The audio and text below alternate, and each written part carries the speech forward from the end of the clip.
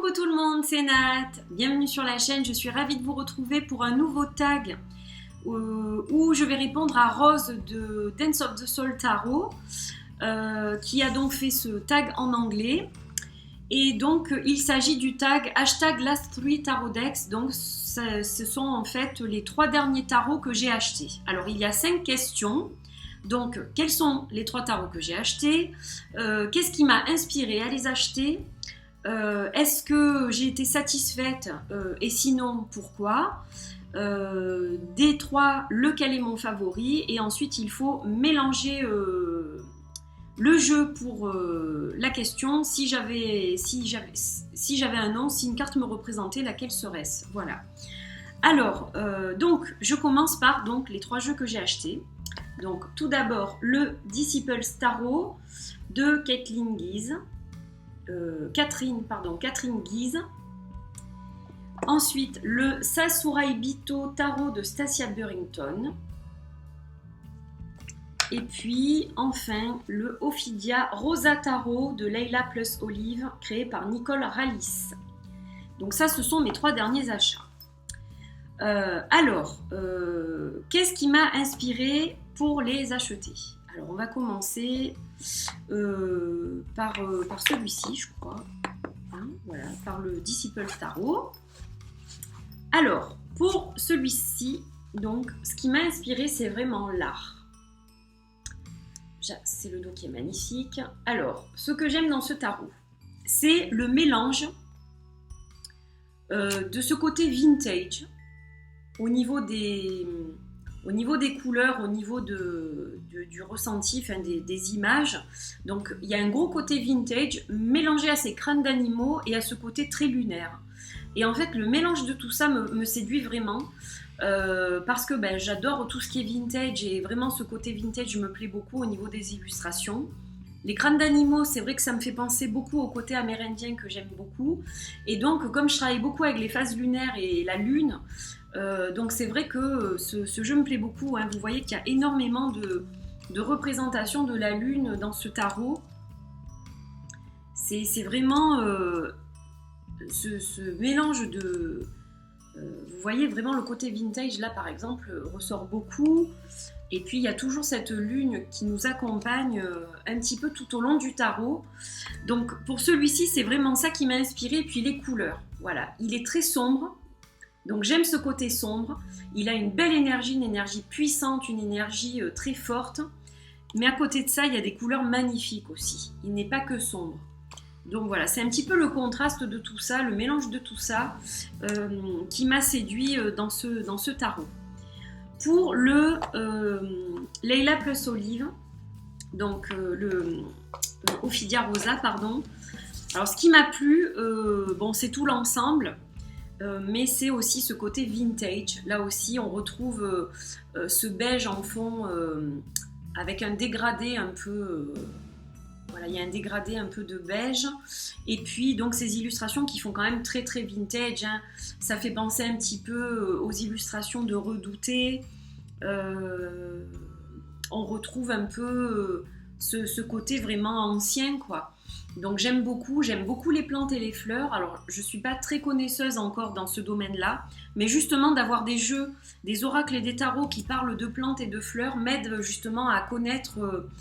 ces choses-là, à apprendre, à évoluer sur ces choses-là. Donc voilà, c'est quelque chose qui me plaît beaucoup.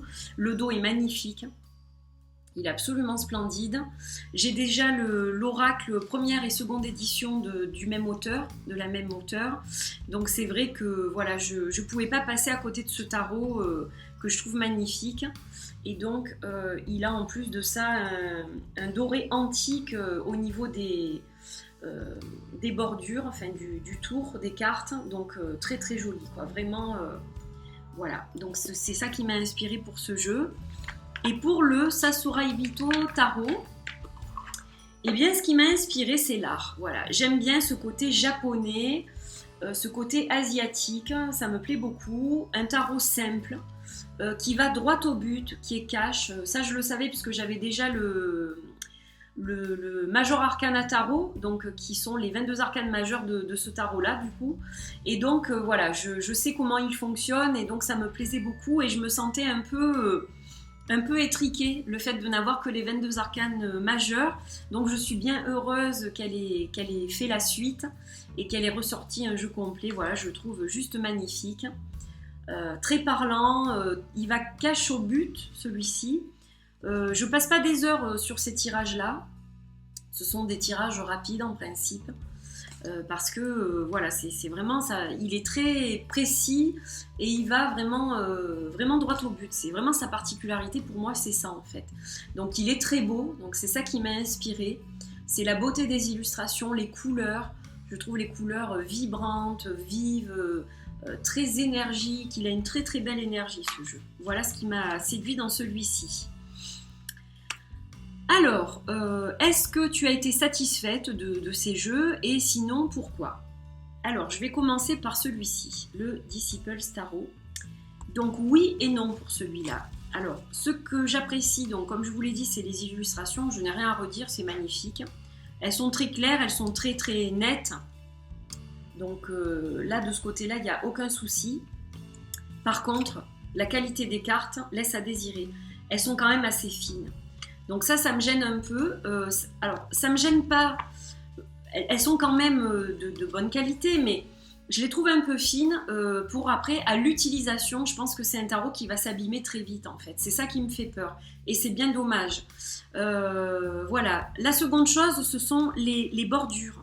Elles ne sont pas égales. Donc, par exemple, vous voyez sur ces deux cartes, il y a une bordure beaucoup plus fine en haut sur celle-ci que sur celle-ci. Donc quand on fait un tirage, c'est distrayant par moment. Quand il y a vraiment une différence, ça peut distraire et ça peut perturber pour le tirage, pour l'interprétation. Voilà, on se déconcentre et bon, c'est un peu dommage. Mais néanmoins, ça reste un tarot que j'adore et je suis très contente de l'avoir. Donc avec la pratique, avec celui-ci, j'espère que cette petite chose-là par rapport aux bordures va disparaître. Voilà, et puis la dernière chose, c'est la boîte qui est juste pas du tout solide. Et donc j'ai investi dans un joli sac parce que j'aime beaucoup ce jeu pour le conserver, parce que la boîte, elle va juste pas tenir du tout. Voilà, les manipulations qu'on peut faire avec les cartes, c'est juste pas possible, quoi. C'est vraiment du carton tout fin. Voilà, donc j'étais un peu déçue de ce côté-là, mais sinon c'est vraiment un jeu que j'aime beaucoup. Et voilà, j'ai été très très satisfaite au niveau illustration, au niveau ressenti, au niveau énergie. Voilà, le tarot en lui-même, j'ai été très très contente. Ensuite, pour le Sasarai Bito Tarot, donc là, au niveau de la boîte, superbe travail, il n'y a rien à dire, des petites encoches. Magnifique travail à l'intérieur aussi, elle est décorée et tout, elle est très belle, il n'y a pas de code barre, enfin vraiment parfaite. Au niveau des cartes, on reste sur la même qualité que la première édition, donc très bien. Elles restent souples, mais elles ne sont pas fragiles.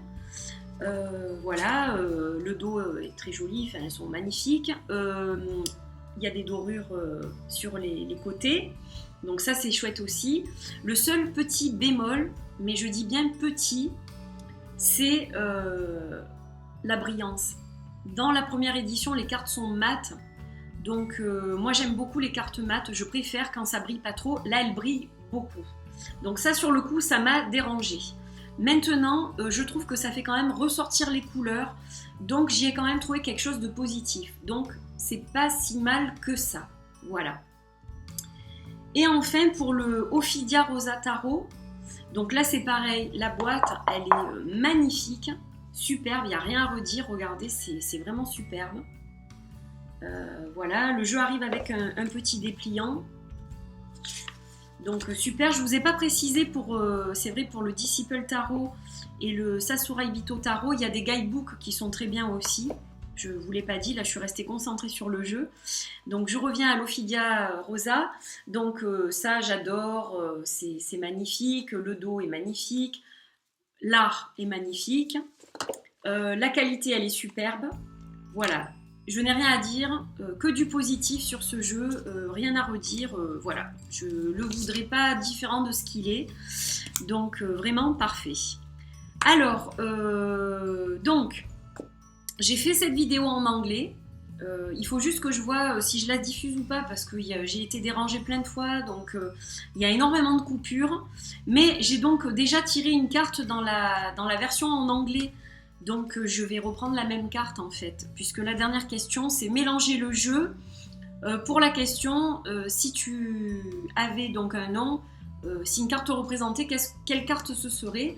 Donc pour moi c'était le 6 de bâton.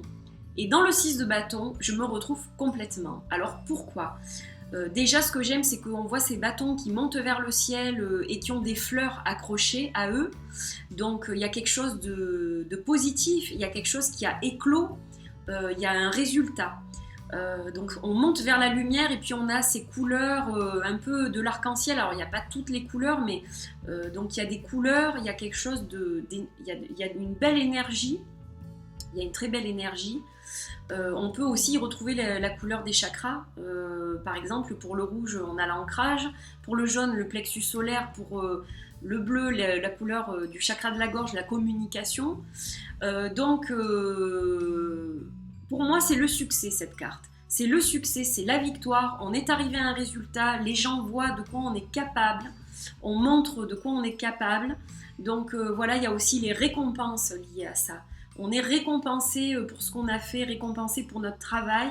Et il y a vraiment une notion de victoire en fait, hein, d'arriver au bout de quelque chose avec cette lumière en haut. Voilà, on atteint notre but. Donc cette carte, elle me représente dans le sens où les bâtons, c'est le feu et moi je suis un lion, signe de feu. Donc ça me représente à ce niveau-là. Je m'y retrouve dans cet élément feu. Puis j'ai créé ma société, je suis auto-entrepreneur. Donc je me suis lancée comme coach intuitive, je lis les tarots et je fais des soins avec les cristaux, donc notamment du cristal Reiki. Et donc c'est vrai que j'ai pris des risques en faisant ça, parce que mon mari aussi a lancé sa boîte, donc j'ai pris des risques, je prends toujours des risques, ça c'est sûr, puisque le travail n'est pas toujours égal et que c'est pas facile aujourd'hui d'être à son compte en France, hein, même les auto-entrepreneurs, ce n'est pas finalement si facile que ce qu'on peut penser. Donc je sais que je prends des risques au quotidien, mais d'un autre côté, je vois toujours le haut de la montagne et je vois toujours la lumière en haut dans le ciel. Voilà. Je m'accroche, je continue et vraiment ce 6 de bâton, c'est ça pour moi. C'est arriver à son objectif, quoi qu'il en soit, ne pas abandonner et aller au bout de ses objectifs. Donc voilà ce que représente ce 6 de bâton pour moi. Voilà, donc eh bien écoutez, j'ai répondu aux 5 questions. Donc je remercie encore Rose d'avoir lancé ce tag. Je vous mettrai le lien de sa vidéo dans la petite boîte de celle-ci. Voilà. Donc j'espère que vous avez aimé ce tag. Si c'est le cas, n'hésitez pas à le rejoindre. Voilà, je trouve ça sympa de partager. Vous, quels sont vos 3 tarots, les derniers en date? Et puis voilà, donc si vous voulez faire une vidéo, c'est super. Et puis si vous voulez répondre sous la vidéo à ces questions, me dire ce que vous avez acheté dernièrement et ce qui vous a plu, c'est pas obligatoirement 3 tarots, d'ailleurs ça peut être un seul. Hein. Voilà. Donc n'hésitez pas à partager, moi je suis ravie, je lis tous vos messages, je réponds dès que possible.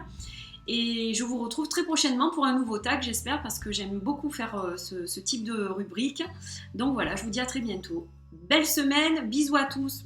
Bye bye.